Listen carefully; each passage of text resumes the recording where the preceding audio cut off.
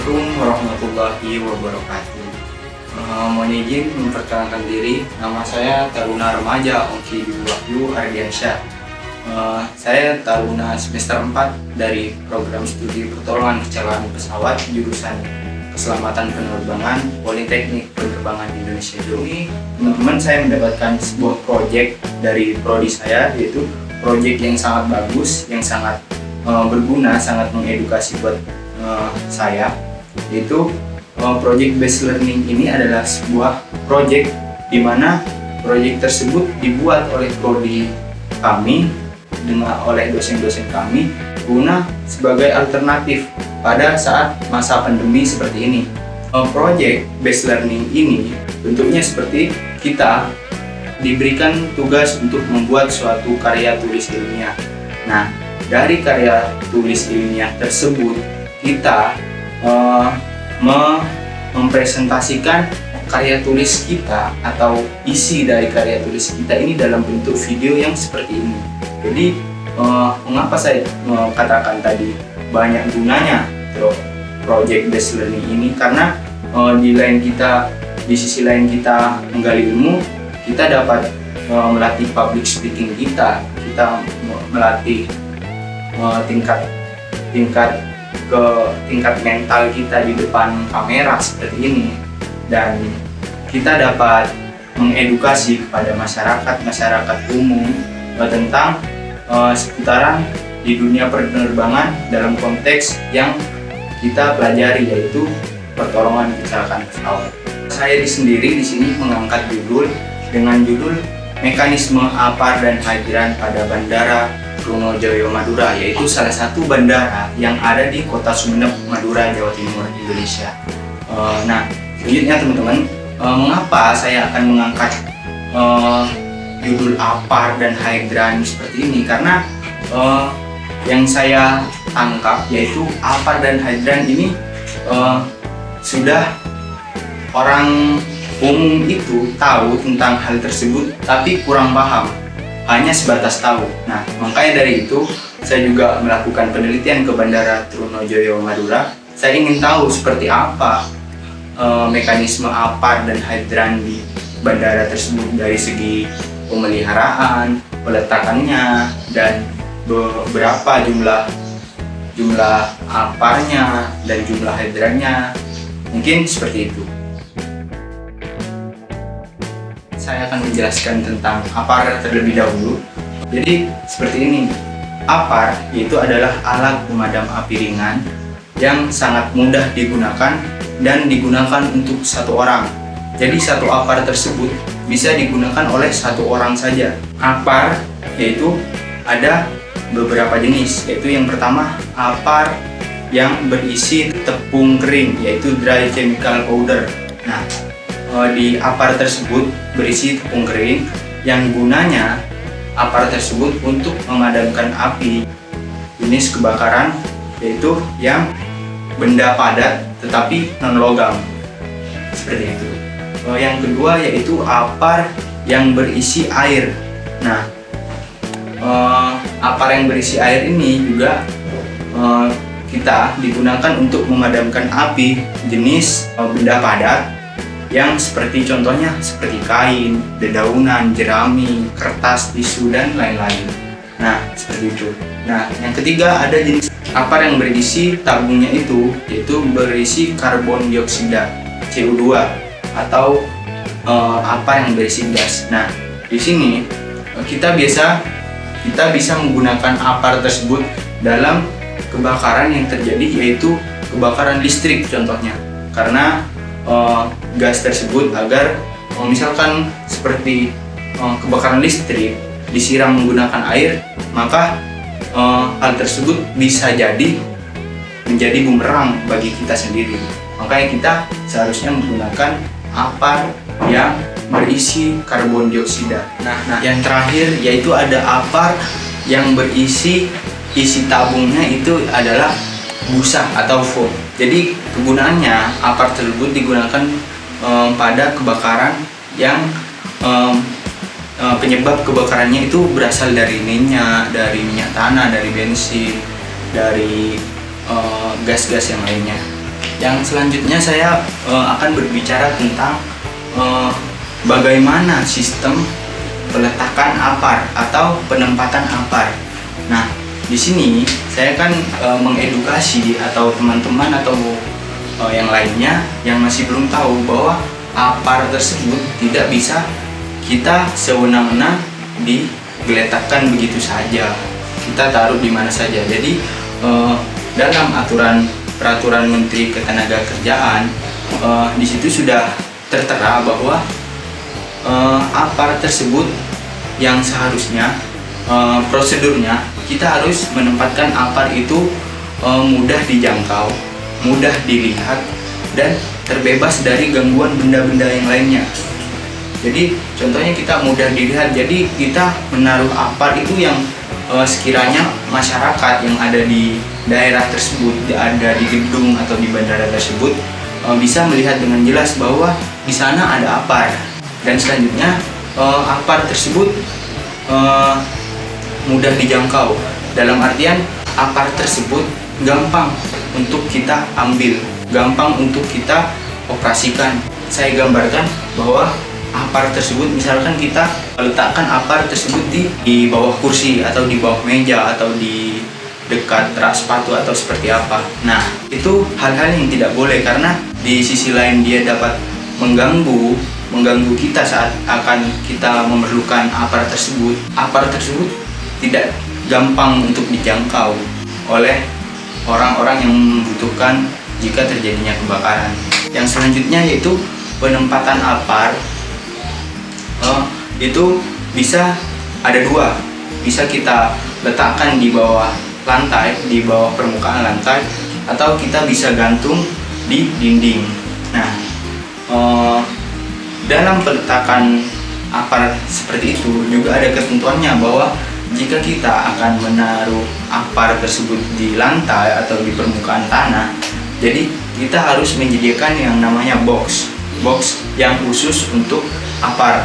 Nah, ketentuan boxnya juga itu pun ada bahwa di dalam sebuah kotak box itu kita bagian depan kotak box tersebut itu berupa kaca. Ukuran kacanya pun sudah ditentukan, yaitu 2 mm. Berguna jika saat kita membutuhkan, kita gampang untuk memecahkan kaca tersebut. Selanjutnya, jika kita akan menempatkan APAR digantung di dinding, kita harus menempatkan APAR tersebut dengan benar, dengan prosedur yang ada. Yang dimaksud yaitu APAR tersebut emang kokoh berada di dinding, tidak goyang-goyang, tidak gampang tersenggol orang. Intinya APAR tersebut nyaman dilihat, mudah digunakan, dan tidak terhalang oleh apapun. Jadi pada APAR sendiri, jika kita akan menaruh APAR, bahwa ada ketentuannya bahwa kita harus menunjukkan label bahwa di situ APAR atau tanda. Biasanya berbentuk segitiga menghadap ke bawah, entah itu tulisannya fire extinguisher atau langsung APAR gitu. Bahwa berarti itu tanda di situ terletak APAR. Contoh lambangnya mungkin saya kasih gambarannya seperti ini. Berbicara tentang APAR lagi, di sini saya akan menceritakan tentang bagaimana kita memelihara APAR tersebut. Seharusnya APAR tersebut harus sering-sering dilakukan pengecekan. Contoh kecil yaitu kita harus mengecek tekanan. Seperti yang saya kemarin ke Bandara Trunojoyo Madura, bahwa menurut narasumber yaitu bahwa APAR tersebut dicek setidaknya 1 bulan 1 kali untuk di bandara yang saya kunjungi. Jadi mungkin jika hanya 1 bulan sekali, menurut narasumber hanya mengecek tekanan dan menggoncang-goncangkan, membolak-balikkan APAR tersebut. Jadi seperti apa isinya, masih sudah padat atau masih normal, seperti itu. Untuk pemeliharaan yang lebih spesifik, menurut narasumber yang saya wawancarai, bahwa APAR tersebut dilakukan pengecekan setiap 6 bulan sekali. Itu lebih spesifik, dari mulai mengecek tekanan atau APAR tersebut digunakan dicoba tekanannya seperti apa, dilihat karat atau tidaknya, digoncang-goncang, dan dilihat katup jepitannya, dilihat selangnya seperti apa. Untuk pengecekan lebih spesifiknya seperti itu, 6 bulan sekali. Tapi untuk yang pengecekan biasa seperti mengecek tekanan dan menggoncang-gancangkan aparatnya tersebut bisa 1 bulan sekali sudah cukup. Selanjutnya di sini saya akan menjelaskan tentang cara penggunaan apar. Di sini cara penggunaan apar itu sangat mudah sekali, karena memang apar di sini dibuat untuk memudahkan para penggunanya. Apar di sini dibuat agar apar itu dijadikan sebagai alat pertolongan pertama jika pada gedung tersebut terjadi kebakaran. Apar itu tidak harus digunakan oleh petugas yang berwenang. Jadi semua orang, siapapun yang berada di posisi kebakaran pada saat itu, semua orang bisa menggunakan apar tersebut karena emang apar ini diciptakan sangat mudah penggunaannya. Nah, cara penggunaannya saya jelaskan sambil saya tayangkan video. Jadi seperti ini cara penggunaan apar, yaitu kita cukup memegang penjepit yang hitam dan memegang nozzle yaitu atau selangnya. Jadi tetapi sebelum itu kita harus membuka pengunci dari pencapit itu agar kita mudah untuk menggunakan. Jadi kita membuka yang seperti cincin itu kita cabut saja. Nah, setelah tercabut kita pegang dengan posisi yang benar. Setelah itu kita tes saja. Jika tekanan sudah baik, sudah tidak membahayakan, kita langsung semprotkan kepada apinya, nyala apinya. Nah, ini yang sangat paling penting dalam penggunaan apar. Jadi kalian menggunakan apar jangan menyemprotkan apar tersebut langsung pada satu tujuan, satu nyala api, seperti menyemprot selang air kepada tanaman. Nah, itu yang salah guys. Jadi kalian harus menyemprotkan alat tersebut dengan cara menggerakkan nozzle-nya ke kanan dan ke kiri seperti menyapu. Jadi pancaran dari silang tersebut itu menyapu api. Jadi lebih mudah api untuk padam. Dan yang tidak kalah pentingnya dalam penggunaan apar yaitu bagaimana kita menggunakan apar itu harus searah dengan arah angin. Misalkan anginnya ke kanan, kita jangan dari kanan. Jadi kita harus searah agar apa yang kita padamkan itu tidak menjadi bumerang buat kita. Selanjutnya teman-teman, saya akan membahas tentang hydrannya ya. Jadi hydran itu ada dua, hydran box dan hydran pilar. Jadi hydran box ini seperti ini dan hydran pilar ini seperti ini. Nah, keduanya sama-sama menyedot air dari sumber air yang sudah ada, yang sudah disediakan. Nah, jadi diciptakannya hydran tersebut agar memudahkan jika nanti pada suatu tempat, suatu gedung atau dimanapun terjadi kebakaran, memudahkan petugas pemadam kebakaran atau personil BPK itu gampang untuk memadamkan apa yang telah terbakar di gedung tersebut. Seperti contoh, saya akan bahas tentang hydran box, yaitu di dalam hydran box tersebut, di dalam kotak tersebut itu sudah tersedia dengan selangnya, selang sama nozzle-nya. Nah, setelah itu jika pada gedung tersebut terjadi kebakaran, kita tinggal membuka hydran box tersebut dan menarik selang tersebut ke arah di mana terjadinya kebakaran. Nah, setelah itu untuk hydran pilar sendiri perbedaannya hanya dengan dari segi selangnya. Jadi kalau hydran pilar itu tidak ada selangnya, jadi kita harus menggelar selangnya sendiri, menyambungkan selang ke hidrannya, baru kita menggunakan alat tersebut. Jadi segi perbedaannya hanya itu saja tentang hidran, dan peletakan hidran juga hampir mirip sama dengan apar, yaitu dimana hidran tersebut harus ditempatkan yang tidak mengganggu aktivitas yang lain. Yang kedua yaitu hidran tersebut ditempatkan di tempat yang gampang terjangkau, sama seperti apar. Nah, yang selanjutnya hidran tersebut ditempatkan di tempat yang mudah dilihat oleh orang, dan pemeliharaan hidran juga sama seperti apar, berkala, bisa 6 bulan atau 1 tahun sekali. Untuk hidran sendiri biasanya dan seharusnya warna hidrannya itu, warna hidran pilar atau hidran box itu biasanya berwarna merah. Jadi, nah, gak kalah penting nih untuk teman-teman atau masyarakat umum yang tidak bisa menggunakan, yang tidak memiliki lisensi atau keahlian atau yang lainnya, jangan coba-coba menggunakan hidran. Jangan bermain-main dengan hidran tersebut. Karena jika kita tidak memiliki ilmunya, kita bisa dengan alat tersebut bisa menjadi bumerang bagi kalian sendiri.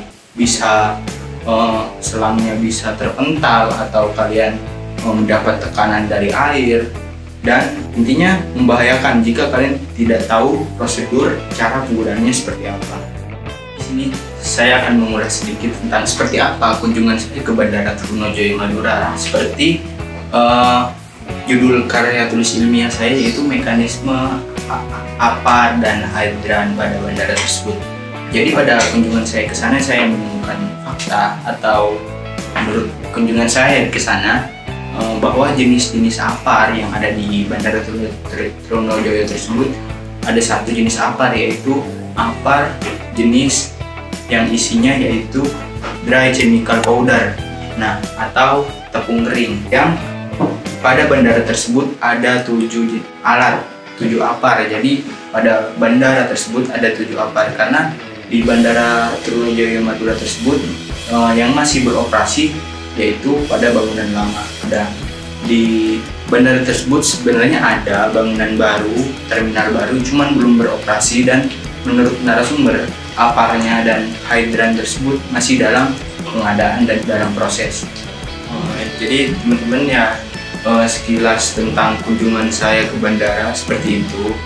Jadi untuk hidran itu tetap ada 2 pilar hidran dan 2 box hidran. Jadi yang 2 box hidran itu penempatannya sudah sangat sesuai prosedur, sudah sangat baik menurut saya, karena saya melihat hidran box tersebut sudah tidak mengganggu aktivitas bandara lainnya, pekerjaan di bandara yang lain, dan hidran box tersebut hidran boxnya sendiri sudah berwarna merah, dan pada penempatannya juga gampang dijangkau, gampang dilihat, dan berada di tengah-tengah gedung dan di bagian depan terminal. Mungkin itu saja tentang bagaimana ulasan saya mengenai kunjungan saya atau penelitian saya menuju Bandara Trunojoyo Madura. Mungkin seperti itu. Berakhirlah video pada kali ini. Mungkin saya cukupkan dulu untuk video kali ini.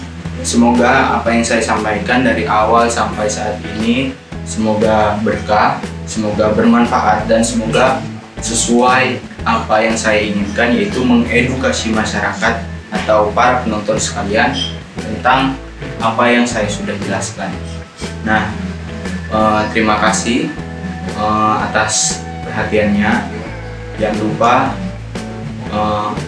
tinggalkan komen di bawah atau saran yang membangun. Terima kasih untuk semuanya, semoga sukses selalu. Salam dari saya, Om Kiri, wakil Indonesia. Assalamualaikum warahmatullahi wabarakatuh.